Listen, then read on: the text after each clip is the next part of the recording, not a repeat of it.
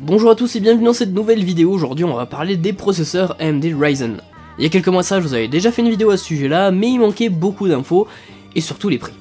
Aujourd'hui tout ça on l'a déjà, donc toutes les infos que j'ai, tous les endroits où je tire mes infos seront dans la description bien sûr. Alors la gamme se découpera en 3 parties, les SR3, les SR5 et les SR7.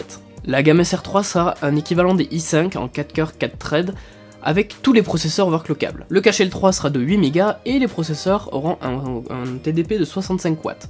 Et quand j'ai processeur, ce sera tous les SR3. Ensuite, la gamme SR5 sera plus au niveau des i7, un petit peu plus grand public. On trouvera donc des processeurs 4 cœurs 8 threads, mais aussi des 6 cœurs 12 threads. Donc les 4 cœurs 8 threads commenceront à 165 $. Donc c'est des dollars US, toujours avec un TDP de 65 watts et un cache de 8 Go. Pour 220 $, on va commencer à pouvoir aller sur du 6 cœurs 12 threads.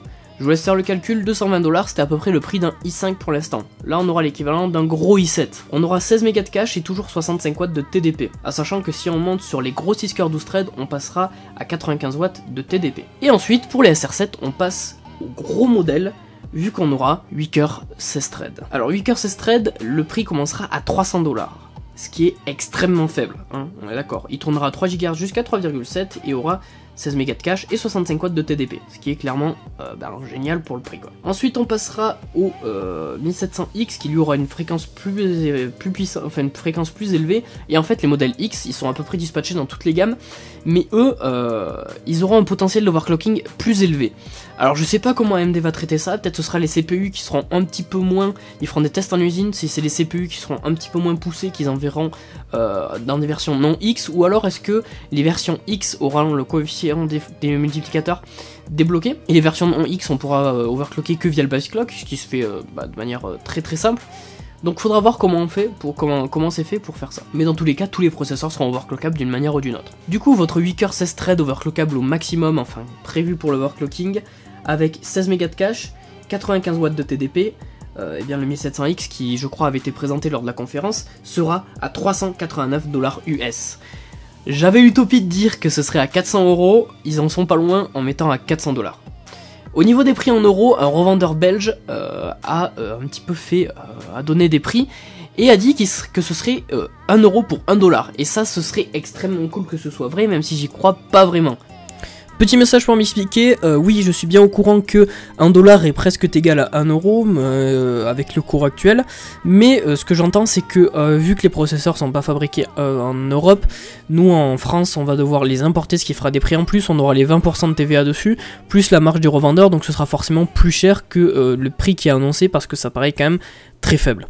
Dans tous les cas, même si on se prend 100 € dans la gueule, ça fera toujours des processeurs qui seront extrêmement rentables. Imaginez, vous avez un 8 cœurs 16 threads pour on va dire 400 € en prenant le moins cher qui est à 300 $, alors que pour du Intel, faut cogner pour du 8 cœurs 1000 €, ça fait moitié prix. On va pas se mentir, c'est quand même pas mal, hein. Donc bon. Au niveau des cartes mères, elles géreront la DDR4, en même temps en 2017 je pense que c'est mieux. Il y a quelques modèles qui sont sortis, je vous laisserai les regarder par vous-même, mais en gros, eh bien c'est les modèles tirés des gammes actuelles. Hein. Au niveau de l'esthétique, il n'y aura rien qui changera. Pour ce qui est des ventirades, ce ne sera pas le même modèle de fixation que le AM3, et là c'est un petit peu dommage.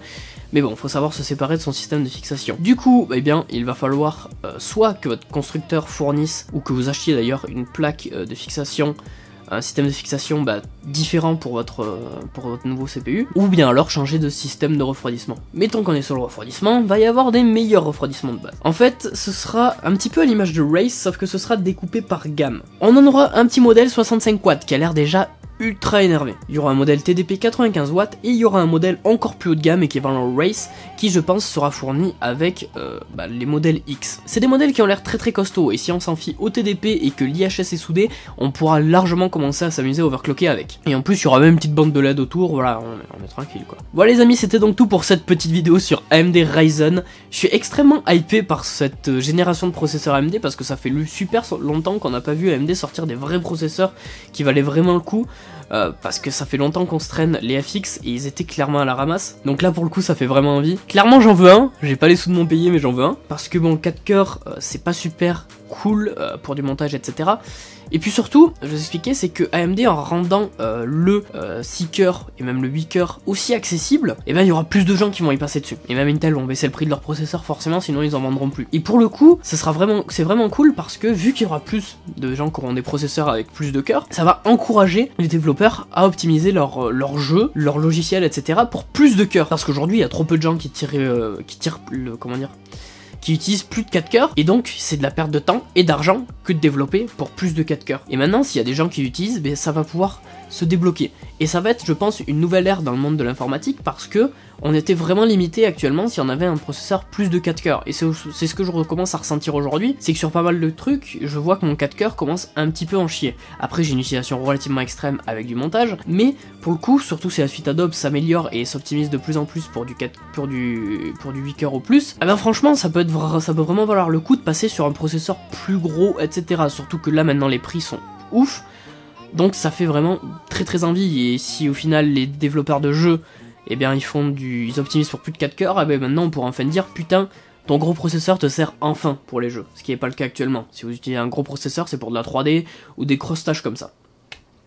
Bref, je suis extrêmement hype, j'ai déjà dit, mais waouh, quand j'ai vu le prix, j'ai fait non, c'est pas possible. Comment c'est possible? Ils ont réalisé mon rêve AMD. Donc j'en veux un, voilà, mais j'ai pas les sous. Merci à tous d'avoir regardé cette vidéo, dites-moi ce que vous pensez d'AMD Zen, est-ce que vous allez en acheter? Je sais que Monsieur Fimat va en acheter en Day One, donc dites-moi si vous voulez faire pareil, et buy ça direct. Franchement, si je voulais changer de CPU, je ferais ça directement, parce que c'est très worse. Bref, merci à tous d'avoir regardé cette vidéo, on se retrouve très bientôt, allez ciao ciao.